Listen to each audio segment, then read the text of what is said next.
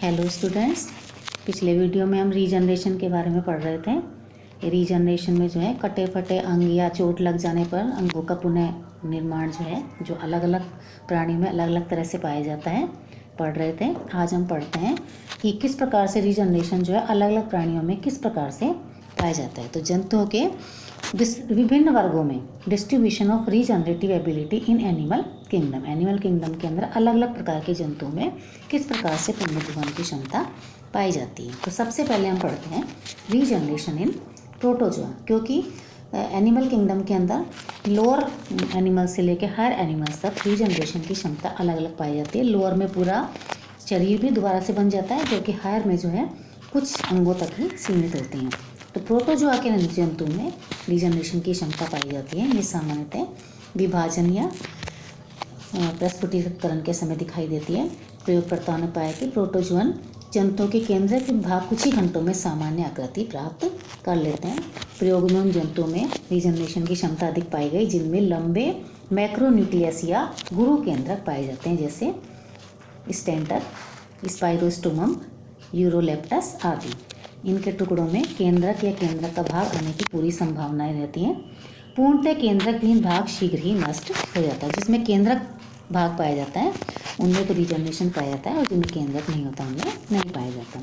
केंद्रक के अतिरिक्त इनमें एंडोप्लाज्म में विशेषकर एक्टोप्लाज्म की एक खास मात्रा होना आवश्यक है। एक्टोप्लाज्म से ढके होने के कारण ही शेष भाग में विघटन नहीं हो पाता है।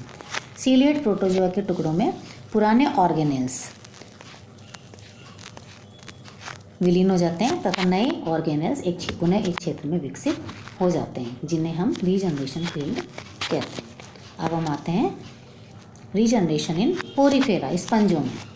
पोरीफेरा के अंदर ये स्पंजों में दो प्रकार की क्षमताएं पाई जाती हैं। एक क्षमता रीएग्रीगेशन की है, जिसे हम रिकॉन्स्टिट्यूशन भी कहते हैं। यदि एक रेशम के कपड़े से स्पंज कोशिकाओं को निकाला जाए तो पृथक हो जाती हैं। इन्हें एक ही पात्र में रखने पर ये कोशिकाएं पुनः संगठित हो जाती हैं। इसके लिए कैल्शियम, मैग्नीशियम व कोशिका सतह के कुछ प्रदानों की आवश्यकता होती है। एक स्पंज में के पुनर्रचन के लिए लगभग 200 कोशिकाओं की आवश्यकता होती है।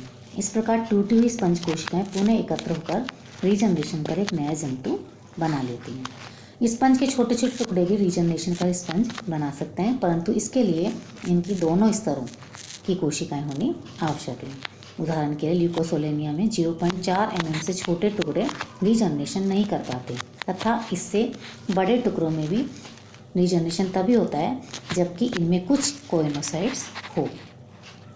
अब है रीजनरेशन इन सीलेंटेट्स।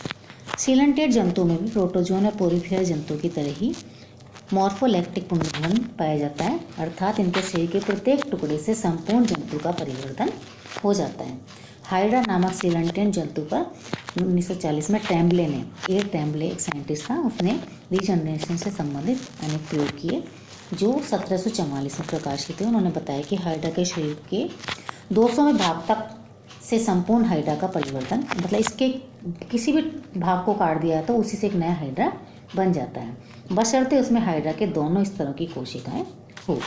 हाइड्रा के संबंध में उन्होंने ये भी पाया कि इनमें पॉलरिटी पाया जाता है, अतः हर टुकड़े का एक भाग अग्र व एक आधारी भाग पश्च होता है।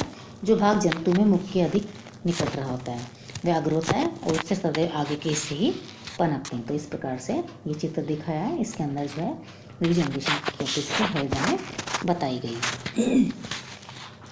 ट्रेम्बले ने यह भी पाया कि हाइड्रा के शीर्ष से यदि खड़ी काट मध्य भाग लगाकर उसे 2 फांकों में बांट दिया जाए तो प्रत्येक फांक से संपूर्ण अग्रभाग बन जाता है। इस प्रकार द्विशीर्ष का हाइड्रा बन जाता है। प्रयोगों से ये भी पाया कि मुख्य और अपमुख्य या आधारी भाग में रीजनरेशन की क्षमता में अंतर होता है। मुख्य या अग्रभाग से प्राप्त हाइड्रा के टुकड़ों से रीजनरेशन शीघ्रता से होता है। तो हाइड्रा के अंदर रीजनरेशन की पावर जो है वो सबसे अधिक पाई जाती है। लगभग हाइड्रा के समान ही रीजनरेशन क्षमता इस संघ के अन्य हाइड्रोइड या हाइड्रोजोआ या साइफोजोन या एंथोजोन जंतु में पाई जाती है। अब है रीजनरेशन इन प्लेटीहेल्मिन्थेस।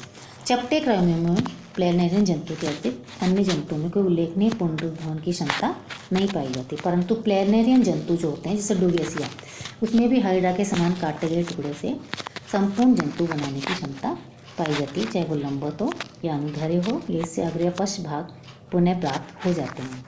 काटे हुए भाग रीजनरेटिव ब्लास्टेमा बनते हैं तथा मूल अंगों से कम आकार के शेष भाग पुनरुत्पादित हो जाते हैं। इस प्रकार ये रीजनरेशन एपिमॉर्फोसिस व मॉर्फोलेक्सिस का संयुक्त रूप है। तो इस प्रकार से जो है अलग अलग जंतुओं में रीजनरेशन की कैपेसिटी जो है वो अलग अलग पाई जाती है।